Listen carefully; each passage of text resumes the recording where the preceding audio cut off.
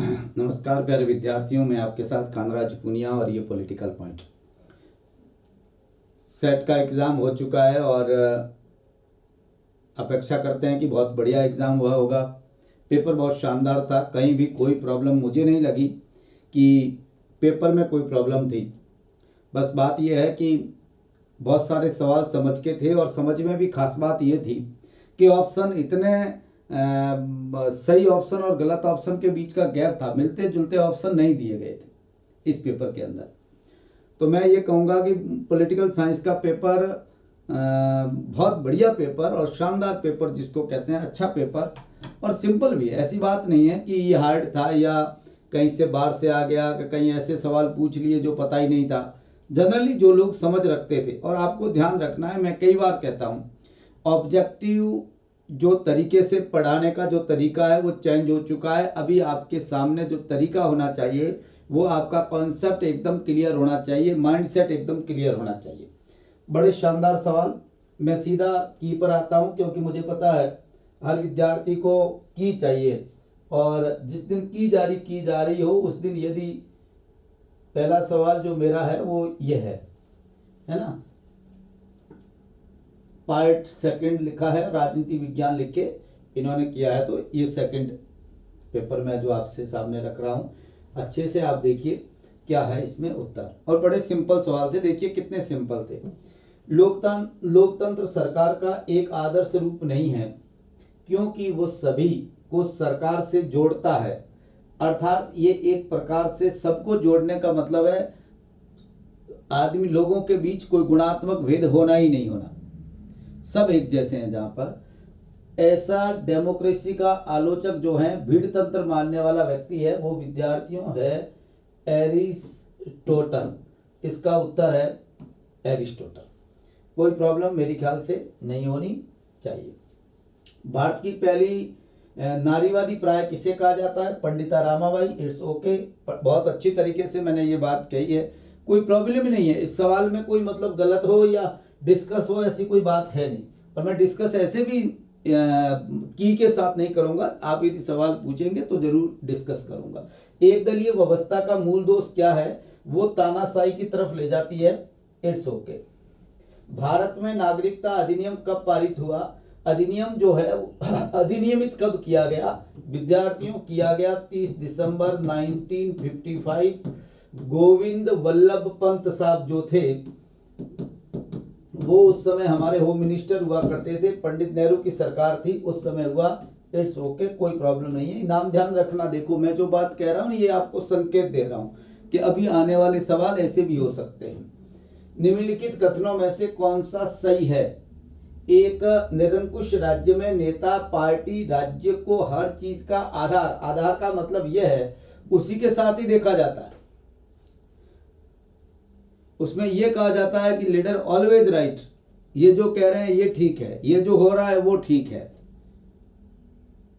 Privatisation हो रहा है, बहुत बढ़िया हो रहा है, ये भी उनके साथ जोड़कर देखा जाता है, पार्टी के साथ जोड़ के देखा जाता है। उसको निरंकुश राज्य की ये खास बात होती है।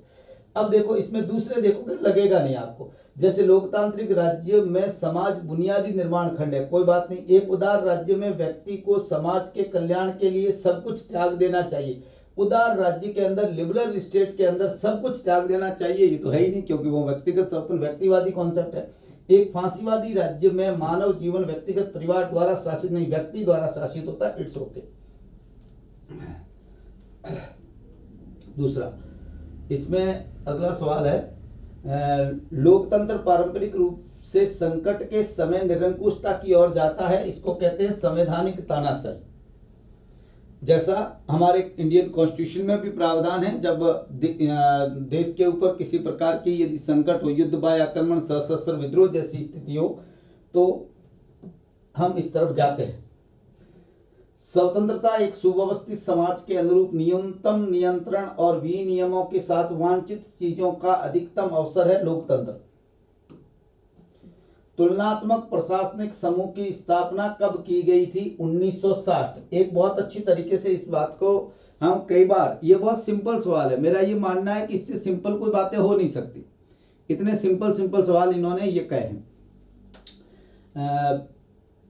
अमेरिका के अंदर जो अस्पा है, उस अस्पा की स्थापना 1939 में हुई थी और उसके बाद ये कैग बनाया गया था, यानी कंपैरेटिव एडमिनिस्ट्रेटिव ग्रुप बनाए गए थे जो 1960 में बने थे। और विद्यार्थियों, इसके पहले अध्यक्ष जो थे वो रिग्स साहब थे, इसलिए रिग्स को तुलनात्मक लोक प्रशासन का जनक भी कहते हैं।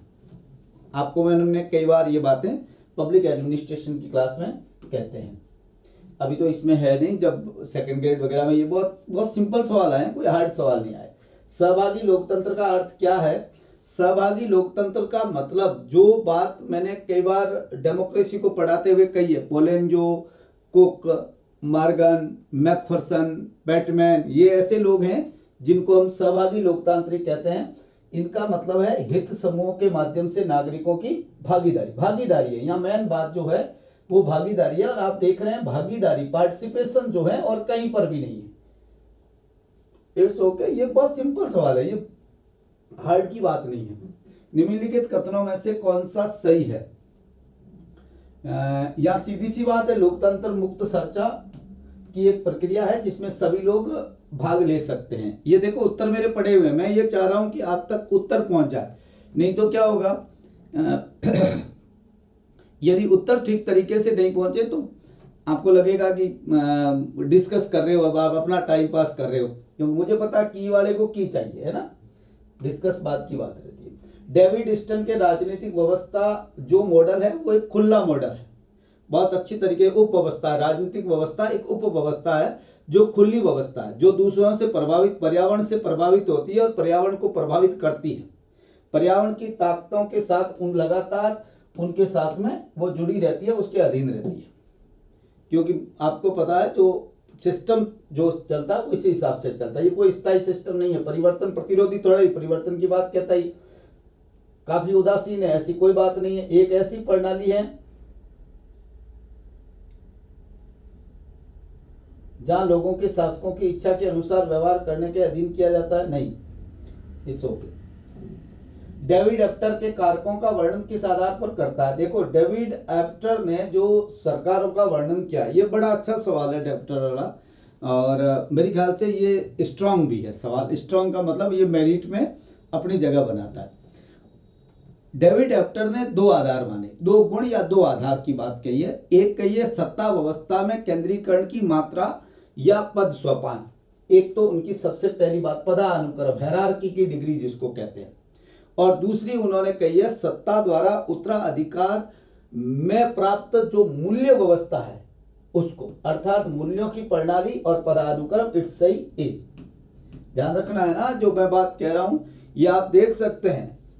और आपको ये बात यदि देखनी है तो क्लियर बात है, जो मैंने एस.एल. वर्मा की किताब कही है, बढ़िया अच्छी तरीके से लिखा हुआ, दोनों ए और बी लगाकर, कोई प्रॉब्लम नहीं है। ये ए लगा रखा है, ये बी लगा रखा है, और दो ही है गुण, उसके गुण लिखा है, आधार को एक ही बात है। ओके, और उन्होंने लिखा भी है, गुण को आधार को एक ही बात है, ये उन्होंने लिखा भी है ना, कोई प्रॉब्लम नहीं।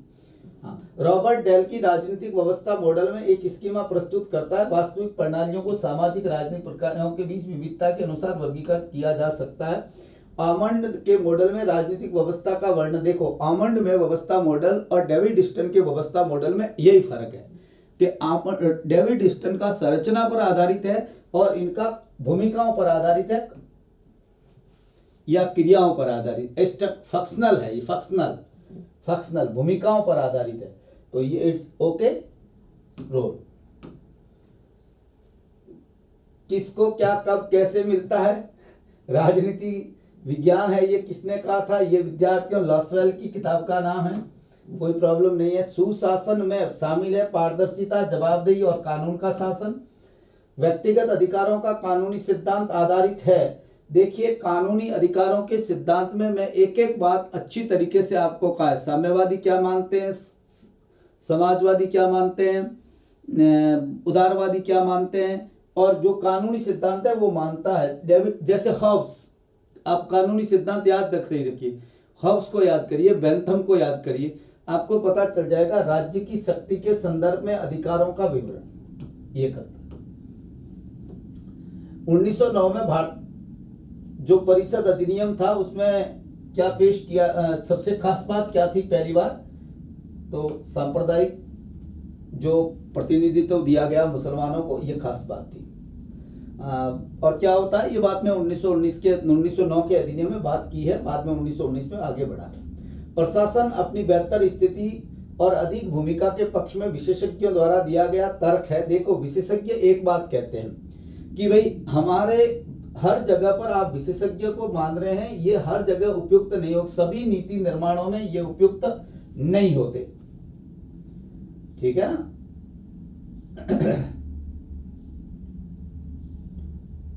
और यहाँ सामान्यों की आवश्यकता ही नहीं है, ये गलत लिख दिया इन्होंने, है ना। ये 73वां 74वें संविधान संशोधन के तहत किन संस्थाओं की स्थापना की गई। महिला आयोग का कोई मतलब नहीं, महिला आयोग मतलब नहीं, जिसने महिला आयोग का ध्यान नहीं रखा, इट्स ओके, कोई प्रॉब्लम नहीं है। आर्टिकल 243 J के अंदर यह है, आर्टिकल 243 ZD के अंदर यह है, और आर्टिकल 243 ZE के अंदर यह है। ये जो तीनों ही संस्थाएं हैं, ये 73वें और 74वें, ये दोनों देखो, ये जो हैं, ये है 73वां, ये है 74वां। अब इसमें भी है ये, मगर इसमें खास बात ये है कि जब नगर पालिका में कहा गया तो ये कहा गया जैसा 243 के अंतर्गत परिभाषित है, 243 I के अंतर्गत, वैसा या ज को आई को एक ही बात है ना, कोई फर्क नहीं पड़ता। संघ का सार्वजनिक ऋण का हिस्सा है, ऐसे इकोनॉमिक्स का तो मैं नहीं हूं, फिर भी इसमें उत्तर होना चाहिए, वो होना चाहिए विद्यार्थियों विकासात्मक पूंजी एक्सपेंडिचर, कैपिटल एक्सपेंडिचर होना चाहिए। प्रशासन पर विधायी नियंत्रण किसका विषय है, लोकतांत्रिक आस्था का विषय है। पंचायतों द्वारा खाते के रखरखाव और ऐसे खाते की लेखा परीक्षा के संबंध में प्रावधान कौन करता है, विधान मंडल। ये एक आर्टिकल है, आप यदि बहुत अच्छी तरीके से देखेंगे तो उसमें लिखा हुआ है इसके संबंध में प्रावधान करने का अधिकार जो है वो विधान मंडलों को है। ये सवाल है आपका 73 नंबर, बहुत अच्छी तरीके से इस सवाल का उत्तर आपको आना चाहिए था। 243 जो J है वो ये बात कहता है ना, तो इसमें कोई ऐसा है नहीं, इसमें कोई इम्पट नहीं है, मतलब कहने का मतलब ये है।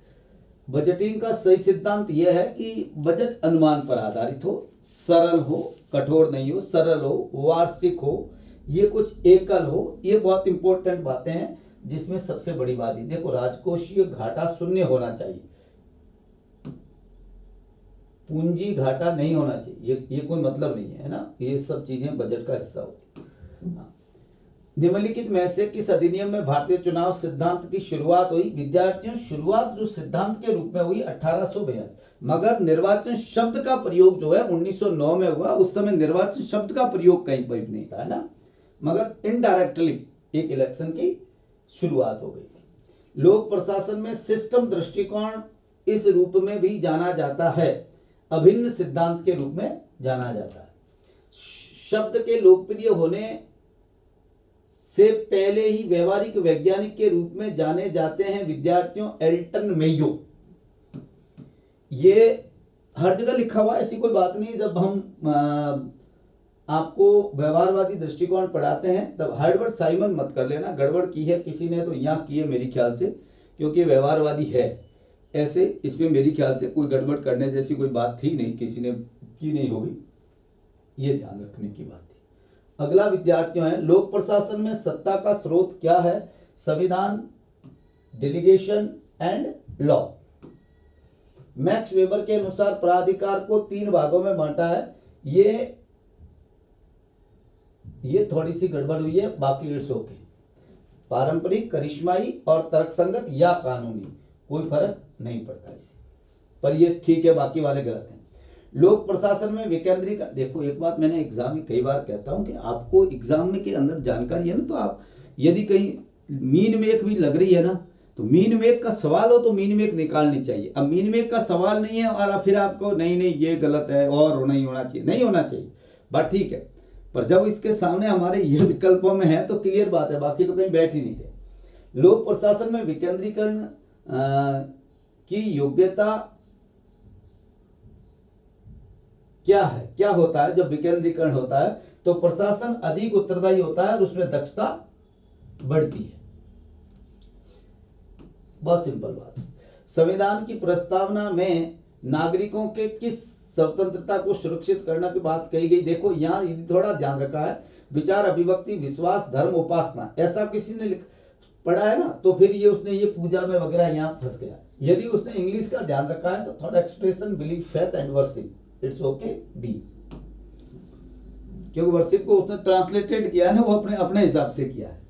भारतीय नागरिकों के मौलिक अधिकारों से संबंधित है, नागरिकों के मौलिक अधिकार से संबंधित है, भारतीय नागरिकों के, only for citizens, Indian citizens are से रिलेटेड। तो देखो ए, क्यों इसका रीजन बता रहा हूं मैं ना, संवैधानिक उपाय, और ये भी अधिकार है, ये भी अधिकार है, ये भी अधिकार है, ये भी अधिकार है, ठीक है ना। अब इसमें देखिए ये जो आर्टिकल 15 है, 16 है, ये नागरिकों से रिलेटेड, आर्टिकल 19 है नागरिकों से रिलेटेड है, शोषण के विरुद्ध में 23, 24 है, कोई दोनों नागरिकों से रिलेटेड नहीं।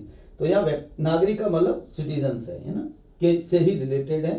तो ऐसे व्यक्ति के अंदर सिटीजन्स का मतलब वो व्यक्ति है, प्रत्येक व्यक्ति नागरिक नहीं होता मगर प्रत्येक नागरिक व्यक्ति होता है।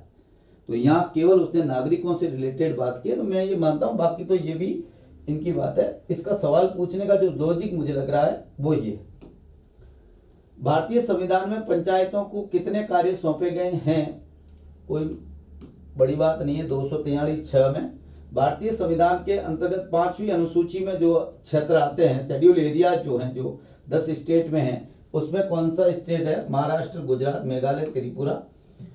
भारतीय संविधान की अनुसूची 12 में शक्तियां, प्राधिकार किसको दिए जाते हैं? नगर पालिकाओं को।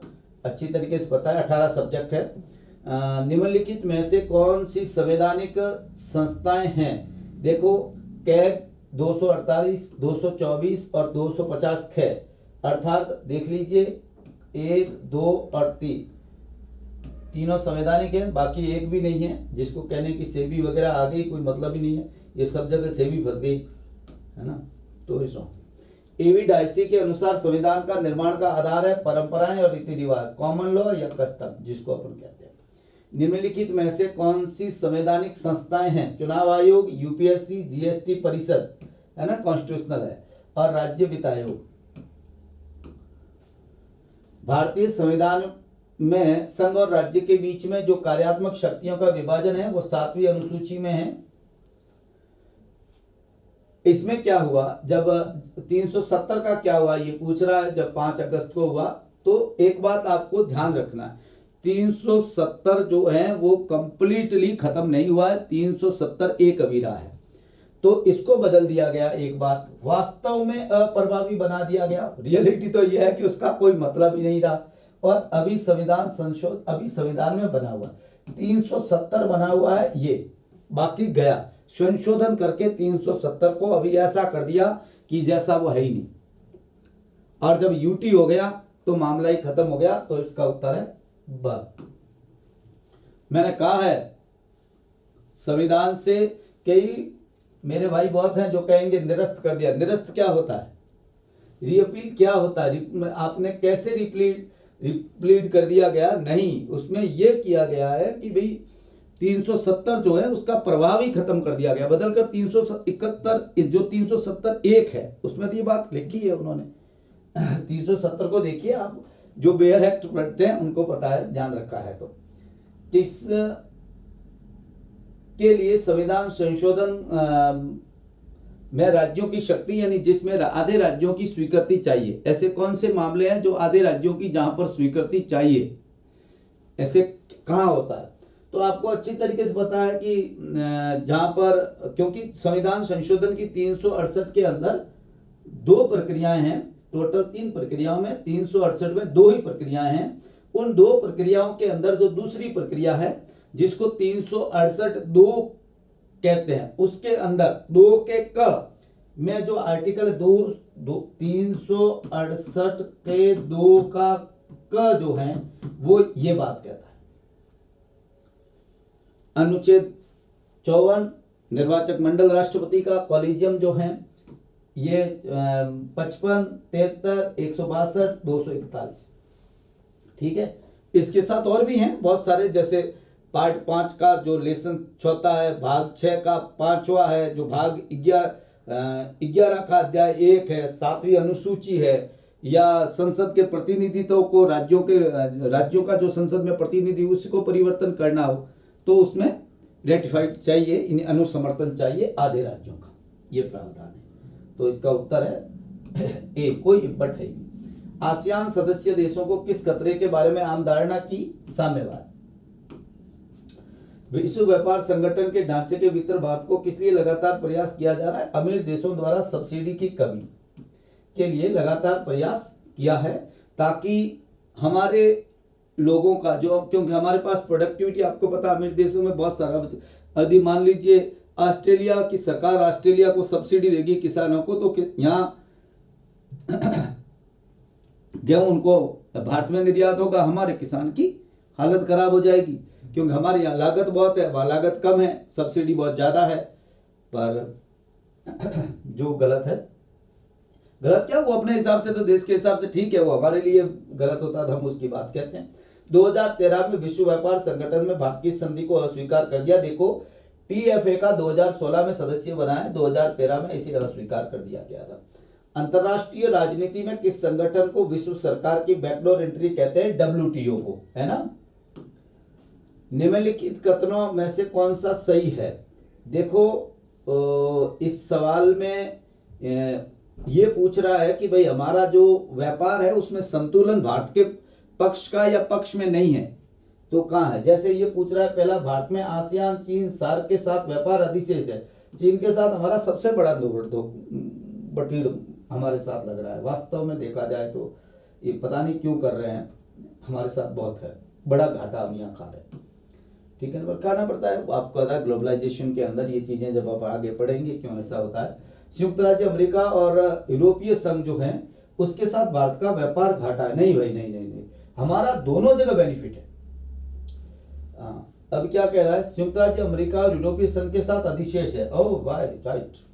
अब एक बात मैं बता दूं, बीच में 2018 के बाद एक बार हमारी स्थिति थोड़ी सी यहाँ यूरोपीय संघ के साथ ठीक नहीं रही, मगर वापस हम अधिशेष में, यहाँ हमारे को बेनिफिट हो रहा है, ये खास बात है। और यूरोपीय संघ के अंदर सबसे बड़ा भारत है वहाँ एक्सपोर्ट करने वाला, और यहाँ तो वापस चीन आ गया। इट्स ओके, इस उत्तर सी, कोई प्रॉब्लम नहीं। निम्नलिखित कथनों में से कौन सा सही है? भारत की तो विश्व व्यापार के अंदर हिस्सेदारी बढ़ रही है। कब से? जब से न्यू इकोनॉमिक पॉलिसी आई है। लोकतंत्र में लोग जवाबदेही की मांग कैसे करते हैं? नागरिक समाज के कार्यों के माध्यम से। सिविल सोसाइटी केवल शब्द यहाँ है, ये नागरिकों कोई समाज, इससे माध्यम से नहीं होता, कोई लेना देना नहीं है। चुनाव के माध्यम से जरूर करते हैं, सड़क आंदोलन का कोई ऐसा है नहीं, करते जरूर हैं वो, मगर यहाँ सबसे खास बात यह है कि केवल यही तरीका नहीं है, इसमें जो सिविल सोसाइटी है वो बहुत एक्टिविटीज है, वो बड़ी एक्टिविटीज है, आपको पता है, और ये काम इस माध्यम से। हाँ, हरित न्यायाधिकरण की स्थापना कब की गई?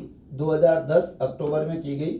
भारत के संविधान में 42वें संविधान संशोधन द्वारा प्रावधान किया गया, जो भाग 14 का है उसके अंदर प्रशासनिक न्यायाधिकरण बना दिए गए, कैट एंड सेट जैसी व्यवस्था की गई। रॉबर्ट डेल ने लोकतंत्र का कौन सा व्यवहार करते हैं? सभी के लिए राजनीतिक स्वतंत्रता की व्यवस्था होनी चाहिए। मुक्त बाजार समाज लोकतांत्रिक व्यवस्था के लिए सबसे उपयुक्त किसने कहा है? ये कहा है विद्यार्थियों फ्रीडमैन ने। ये लोग मुक्त व्यापार की बात करने वाले हैं, स्वेच्छा तंत्रवादी लोग हैं। और मैंने कई बार आपसे कहा है कि स्वेच्छा तंत्रवादी जितने भी लोग हैं उसमें तो ऐसे तो इसमें कोई प्रॉब्लम नहीं है, एक ही नाम लिखे हैं, मगर इन्हें ऑप्शन लिखता ना वो बर्लिन, हेयक, नॉजिक, फ्रीडमैन, फिर मजा आता, मगर उसमें भी कोई गड़बड़ नहीं है। यदि किताब का थोड़ा सा ध्यान रखा है, फ्रीडमैन की एक किताब है जिसका नाम है कैपिटलिज्म एंड फ्रीडम 1962, जिसमें उन्होंने स्वतंत्रता को पूंजीवाद की एक विशेषता बताया है, और लोकतांत्रिक व्यवस्था के लिए बेहतर मिल्टन फ्रीडमैन, कोई इसमें मेरे ख्याल से है ही नहीं कुछ ऐसा जो अलग लगे। सकारात्मक व्यक्तिवाद, अब ये सवाल में इन्होंने जो बात कही है, मैकफर्सन उत्तर देने की कोशिश करा, मगर ये है नहीं, स्वतः मूलक व्यक्तिवाद है मैकफर्सन का, ये सकारात्मक व्यक्तिवाद है। तो मुझे इस चीज का पता नहीं है। सही बात, सकारात्मक व्यक्तिवाद शब्द किसने गढ़ा? ये देखो कॉल्ड, एक अब देखो ऐसे सवाल आने लगे हैं ना, कौन सा शब्द किसने गढ़ा? टर्म, ये टर्म पूछने लगे। व्यक्तिवाद तो मुझे पता है, अलेक्सी डी टॉकविल ने गढ़ा था पहली बार व्यक्तिवाद, मगर अब सकारात्मक व्यक्तिवाद ये बात मुझे नहीं पता है ना। उग्र व्यक्तिवाद भी है जिसमें खासतौर से मिल वगैरह हैं, ये किसका शब्द है मुझे जानकारी नहीं है ना, मुझे नहीं जानकारी। जॉन रॉल्स के अनुसार संवैधानिक लोकतंत्र को संतुष्ट करना, हाँ अब देखो ये कॉन्स्टिट्यूशनल गवर्नमेंट मैंने 4 दिन पहले ही, 5-6 दिन पहले हुआ होगा या सप्ताह भर पहले रॉल्स का मैंने जस्टिस पढ़ाया था। उसके अंदर मैंने एक आपसे बहुत इंपॉर्टेंट बात कही थी, आपको जानकारी हो तो, कि जो सरकार का काम है, राज्य का काम है, क्या काम है? आवंटन, स्थायित्व, हस्तांतरण और वितरण। उसमें जो हस्तांतरण शाखा है उसका काम है मिनिमम मैक्सिमम प्रिंसिपल।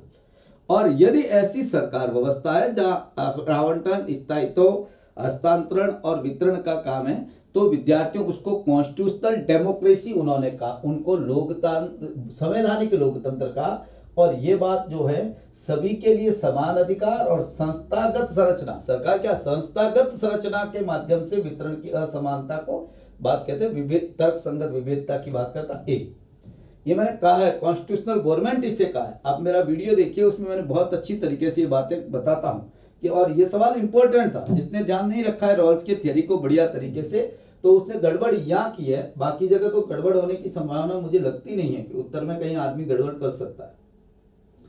तो ऐसे इन्होंने यही क्या होगा, संस्थागत संरचना को, ये कॉन्स्टिट्यूशनल गवर्नमेंट। परमाणु नीति आधारित है। 2003 में परमाणु नीति बनाई गई। 1998 में जब हमने दूसरी बार परमाणु परीक्षण किया तो 1999 में हमने फिर कहा भाई हम आपके हम पहले यूज नहीं करेंगे इसकी नीति को। 1999 में घोषित किया, फिर 2003 में हमने पॉलिसी बनाई। उस पॉलिसी में क्या है, पड़ोसी देशों के हमला नहीं, ये नहीं, ये भी नहीं, इसमें कोई नहीं। अब कई लोग क्या है, शांतिपूर्ण परमाणु प्रौद्योगिकी का विकास, ये आपके न्यूक्लियर पॉलिसी का हिस्सा थोड़ा ही है यार। न्यूक्लियर पॉलिसी पूछ रहा है ये, तो परमाणु नीति जो है हमारी वो इस पर। अब ठीक है, हम ये बात, ये ठीक है कि शांतिपूर्ण, हम परमाणु जो टेक्नोलॉजी है वो शांतिपूर्ण प्रयोग करेंगे, जो दूसरे देशों से लेना चाह रहे हैं या अमेरिका के साथ एग्रीमेंट हुआ, ये बात ठीक है। मगर परमाणु नीति में ये कहीं न्यूक्लियर पॉलिसी का हिस्सा नहीं, इंडिया न्यूक्लियर पॉलिसी में ये कहीं भी हमने हिस्सा नहीं है, उसमें कहीं लिखा हुआ है। भारत के परमाणु सिद्धांत में मूलभूत रूप से शामिल है, पहले उपयोग नहीं करेंगे, क्लियर बात है, ये हमारी सबसे इंपॉर्टेंट बात है। गैर परमाणु राज्यों के खिलाफ उपयोग नहीं करेंगे, ठीक बात है। और अभी हमने ये लेकर चल रहे न्यूनतम परमाणु प्रतिरोध। यदि स्थिति खराब हुई तो जवाब हमारा ऐसा होगा कि याद करोगे कि कभी हम भी हुआ करते थे, हम इतिहास बना देंगे। ये बात हमारी है, ये तीनों बातें एकदम ठीक है। 72 का शांतिपूर्ण तरीके से मध्यस्थता द्वारा मामलों को निपटाने की बात, बिना मध्यस्थता से आपसी मामले को निपटाने की बात थी। संघर्ष समाधान के शांतिपूर्ण तरीकों में बातचीत, मध्यस्थता और सुलह है। 2 ट्रीटीज, 2 निबंध सरकार पर, कोई प्रॉब्लम ही नहीं है, बहुत आसान से सवाल है। कोई मैं कहूँ मैंने पढ़ाया इसलिए आया, ये तो सबके पढ़ाया, कोई ऐसा है नहीं किसी ने पढ़ाया हो। भारतीय संविधान में कौन सी विशेषता गैर संघीय रूप में इसका प्रतिनिधित्व करती है? गैर संघीय विशेषता है तो मजबूत के अंदर एकल नागरिकता। कोई इसमें देखो, इसमें क्या इब्बट है मुझे बताओ, इसमें कोई आदमी यदि अंधा कहे सवाल बाहर क्या है, सबको पता है ये विशेषता, ये विशेषता, ये विशेषता, ये इससे कोई लेना देना नहीं। लोकतंत्र को एंग्लो अमेरिकन एंड महाद्वीपीय यूरोपियों किसने वर्गीकृत किया? आमंड। ये जिसका पेपर है बढ़िया पेपर है, उसका शानदार, उसने अच्छा पेपर किया 100%। अब इसमें उसका JRF तो कुछ होना नहीं है, नेट का डिग्री मिलनी है, पात्रता ही है। ग्रेविल आमंड के मॉडल के अनुसार एंग्लो अमेरिकन प्रणाली में व्यक्तिगत स्वतंत्रता जन कल्याण पर आधारित राजनीतिक संस्कृति अभिलक्षित करता है। इट्स ओके भी ये सही है। अधिनायकवादी राजनीतिक व्यवस्था की मूल विशेषता क्या है? अधिनायकवादी लोकतांत्रिक जो प्रणाली है उसके अंदर स्वतंत्र न्यायपालिका निग्रह बल पर नौकरशाही स्वैच्छिक संघों के अस्तित्व की अनुमति नहीं होती, संसार नियंत्रित किया जाता है, तर्कसंगत नौकरशाही और निग्रह बल से एकाधिकार होता है। ये है एजेंसियां सब, मीडिया सब एकदम कंट्रोल कर दिया जाता है और नौकरशाही को पावरफुल बना दिया जाता है। ये डिक्टेटरशिप में उसमें खास बात रहती है, जो लोग इसका यूज करते हैं वो बड़े तरीके से इनको अब आजमाने की भी कोशिश करते हैं, उसमें कोई है नहीं। हाँ, राजनीतिक अधिकार का संबंध किससे है? राजनीतिक अधिकार का मतलब यह है कि राज्य के मामले में नागरिकों की भागीदारी। व्यक्तिगत अधिकार का आनंद और रक्षा तभी होती है जब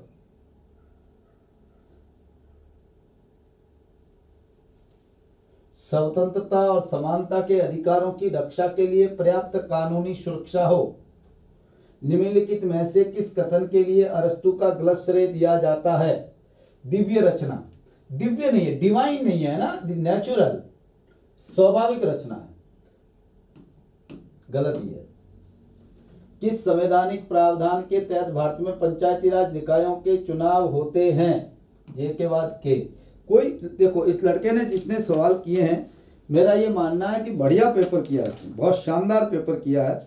ये अपना स्टूडेंट है, मुझे कल भेजा था इसने पेपर, और मैं उसको शुभकामना देता हूँ कि आपने बड़ा शानदार, बड़ा स्टैंडर्ड, एक जो तरीका होना चाहिए पेपर करने का, बड़ा अच्छा पेपर किया। मैकियावेली ने किस कथन का गलत श्रेय दिया गलत मतलब गलत है जो उसका लिए वो नहीं कहा है उसने? राजकुमार को साधनों में नैतिकता की चिंता कहीं है ही नहीं। नैतिकता की चिंता धर्म और नैतिकता को राजनीति से पृथक करने खास बात है। लर्नेड फॉक्स थ्योरी कहीं है ही नहीं। हाँ, दोहरी नैतिकता, दोहरा कोड जरूर है। शासक के लिए अलग नैतिकता और जनता के लिए अलग नैतिकता की बात जरूर कहता है। राजकुमार भूमि के कानून से ऊपर है। हाँ, भूमि का मतलब है जो आपने यहाँ लॉ बनाया उससे ऊपर है, ऊपर ही है, वो उनके अधीन नहीं है। राजनीतिक दल किसके सफल संचालन के लिए आवश्यक है? डेमोक्रेसी। जबरदस्त सवाल किए इस लड़के ने। प्रत्यक्ष चुनाव का मुख्य लाभ क्या है? प्रतिनिधि लोगों के प्रति अधिक उत्तरदायी बन जाते हैं। एकदम सही। अनुच्छेद 371 का संबंध नागालैंड, मैंने बहुत अच्छी तरीके से नागालैंड पे अपन बात भी करेंगे, 3-4 घंटे की क्लास है। 371 बड़ा आज के टाइम में बड़ा आर्टिकल है, 370 हटने के बाद में अब इस पर डिस्कस करना बहुत जरूरी है। तो 371 अपन पढ़ेंगे, सिंपल आगे बात है। संविधान संशोधन करने की शक्ति दी गई है, सिंपल। इसमें भी आधे राज्यों की स्वीकृति चाहिए ना, अनुसमर्थन चाहिए। भारत के संविधान के तहत कुछ वर्गों से संबंधित विशेष प्रावधान किन पर लागू होते हैं? जो संवैधानिक प्रावधान है 238, 238A, 238B, it's okay, sorry 338 है ना, सॉरी है ना 338। भारत एक धर्मनिरपेक्ष राज्य है, संविधान के किस अनुच्छेद से सिद्ध करता है? 25 से 28 है ही, 29 और 30। देखो मैं कई बार पढ़ाया, आप देखिए माइनॉरिटीज के लिए बात है। और 371 ये 30 है, ये हाल ही में बड़ा चर्चा में कई लोग उठाया करते हैं बीजेपी वाले कि अभी हमें टारगेट इसको बनाना चाहिए। किस संविधान संशोधन के माध्यम से देश में आंतरिक गड़बड़ी के लिए आपातकाल घोषित करने की शक्ति को हटा दिया गया और सशस्त्र विद्रोह कर दिया गया? मोरारजी देसाई गवर्नमेंट। प्राधिकार की स्वीकृति सिद्धांत कहता है कि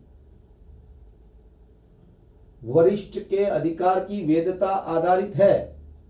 अधीनस्थों द्वारा स्वीकृति पर इट्स ओके। प्राधिकार, इट्स पब्लिक एडमिनिस्ट्रेशन। लोकतांत्रिक समाज में खुले और सार्वजनिक मतदान का समर्थन करने वाले John Stuart Mill, it's clear. नेतृत्व के लोकतांत्रिक और सहभागी शैली, इट्स ओके, किसके द्वारा उजागर की गई? मानव संबंध। जो 3 शैलियां नेतृत्व की, उसमें मैं आपसे बात कर रहा हूं। लोक प्रशासन, पब्लिक एडमिनिस्ट्रेशन का ये सवाल है। राजनीतिक विचारधारा के पतन का कारण है ग्लोबलाइजेशन एंड, अब रही नहीं, अंतरराष्ट्रीयवाद। भारत के संविधान में निहित व्यक्तियों के मौलिक अधिकार इस अवधारणा पर आधारित है कि अधिकार देता है यदि संविधान संशोधन द्वारा अधिकार वापस लिए जाते हैं तो सभी को स्वीकार किया जाना चाहिए। It's okay. बहुत अच्छे सवाल, सिंपल सवाल।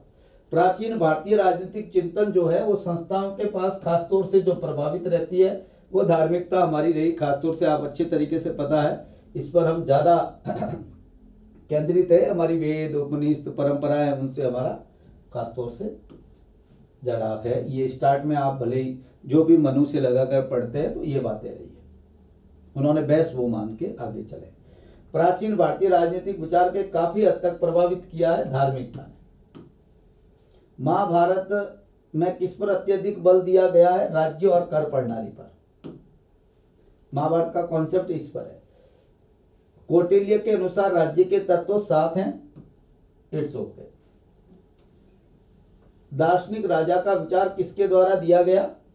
व्याख्या करने की जरूरत नहीं। न्याय सिद्धांत आधारित है। कार्यात्मक विशेषता, एक दूसरे के कर्तव्य, सद्भाव, विभिन्न वर्गों में हस्तक्षेप नहीं करना।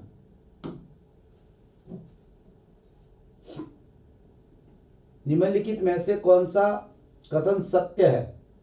मानव एक सामाजिक प्राणी है। ये हो गया राजनीतिक प्राणी। देखो ऊपर लिखा पॉलिटिकल एनिमल, जानवर। ये जो है ना, ये थोड़ा ये ट्रांसलेशन है जो होता है ना, फिर ऐसे ही होता है गूगल ट्रांसलेशन। ये होता है इस सवाल के पेपर में एक रहा है गूगल ट्रांसलेशन, ये जरूर है, बाकी कोई प्रॉब्लम नहीं है ना। तो ये बढ़िया बात है।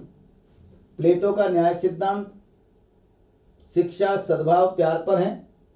पीछे सद्भाव आया हुआ है, आपने देखा है, तो कोई प्रॉब्लम है नहीं। किसने देखा है इसमें सवाल में एक सवाल वापस रिपीट हो गया। आमंड वाला रिपीट है, ये न्याय वाला वापस रिपीट है। आप न्याय को वापस देखोगे बैक, यदि किसी ने थोड़ी बहुत अपना तरीका अपनाया है ना, देखो यहाँ सद्भाव के विभिन्न वर्गों में हस्तक्षेप नहीं करना। सद्भाव में विभिन्न, सद्भाव और शिक्षा ही पहले न्याय का आधार, तो सद्भाव की बात यहाँ कह रहा है। वापस यहाँ सद्भाव रख दीजिए, शिक्षा ही, इट्स ओके, दोनों आ रहे हैं। और प्यार ही।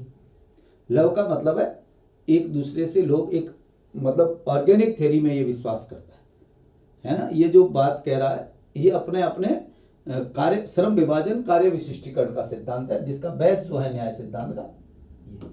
दो आधार स्तंभ है न्याय की, जिसमें एक शिक्षा और एक साम्यवाद है। निम्नलिखित में से कौन सा कथन सत्य है? ये बात एक पहली सत्य ही लग रही, सीधी हो गई। सत्य सत्य तो हो ही गई, त्याग करना चाहिए, कोई प्रॉब्लम नहीं है। समाजवाद नहीं नहीं नहीं। प्लेटो ने हिमायत की है एक न्याय की सार्वभौमिक अवधारणा की।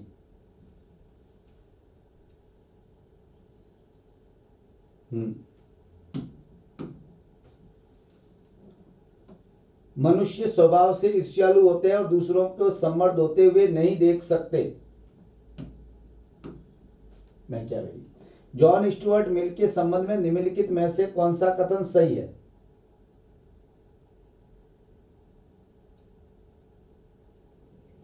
वो व्यक्ति के जीवन में सरकारी हस्तक्षेप के न्यूनतम संभव तक सीमित करने के लिए खड़ा था। ठीक बात है। जेरेमी बेंथम ने किस प्रकार की सरकार को प्राथमिकता दी? Representative government. निम्नलिखित में से विचारधारा शब्द का प्रयोग करने वाला ट्रेसी।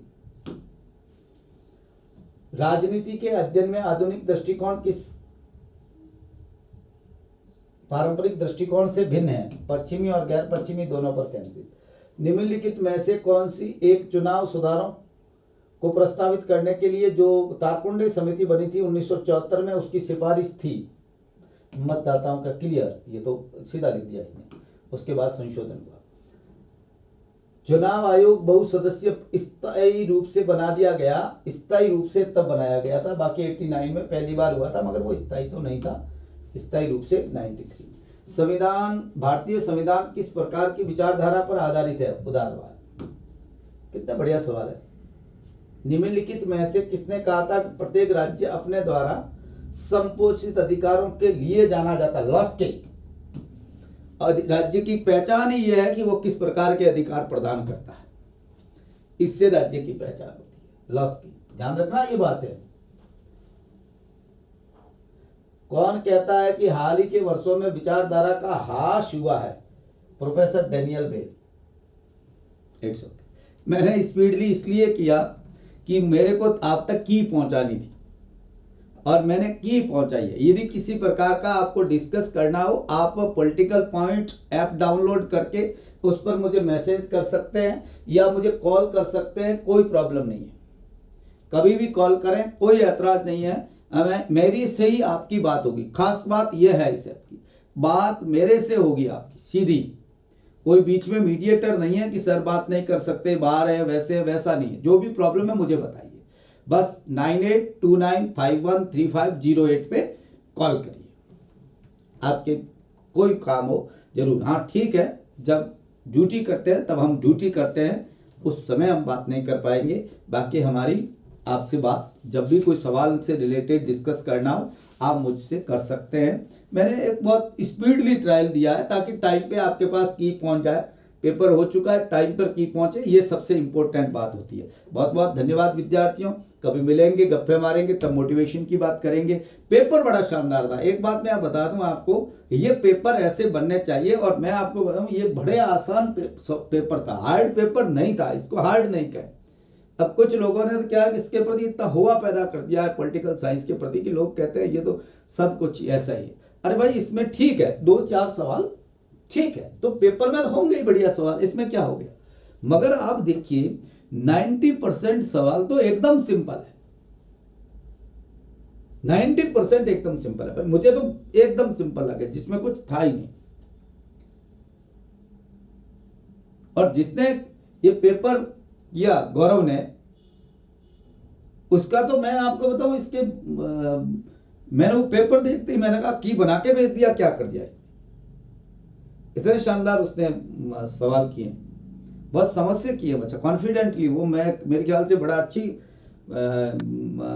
कॉन्फिडेंस में है। और उनको ये कोशिश करनी चाहिए, यदि उसने अपनी कंटिन्यू ये मेहनत रखी तो 100% मैं कहता हूँ वो आरपीएससी का अब की बार की भर्ती कॉलेज असिस्टेंट प्रोफेसर का टॉपर रहेगा।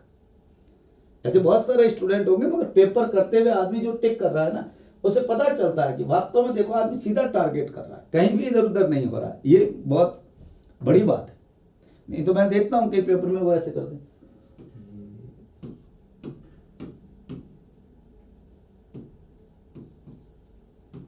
इतने सारे टिक करते हैं। मगर इसके पेपर की मैंने खास बात देखी, उसने मुझे भेजा तो फिर मैं उनसे ही पेपर ले पाया। तो ऐसे उनकी एक खास बात है कि सीधा टिक। बढ़िया बात। बहुत बहुत धन्यवाद विद्यार्थियों, थैंक यू। मिलेंगे, कभी बातें करेंगे जरूर आपसे। और कोई सवाल हो जरूर पॉलिटिकल पॉइंट ऐप से जुड़िए। और यदि आपको अच्छा लगता, मेरी क्लासेस देखिए, बहुत सारे आप क्लासेस देखोगे तो पता चलेगा कि हाँ वास्तव में सवाल कैसे बनते हैं और क्या वास्तव में जैसे बने हैं वैसे पढ़ाया जाता है कि नहीं जाता, तब आपको मजा आएगा। बहुत बहुत धन्यवाद विद्यार्थियों, थैंक यू।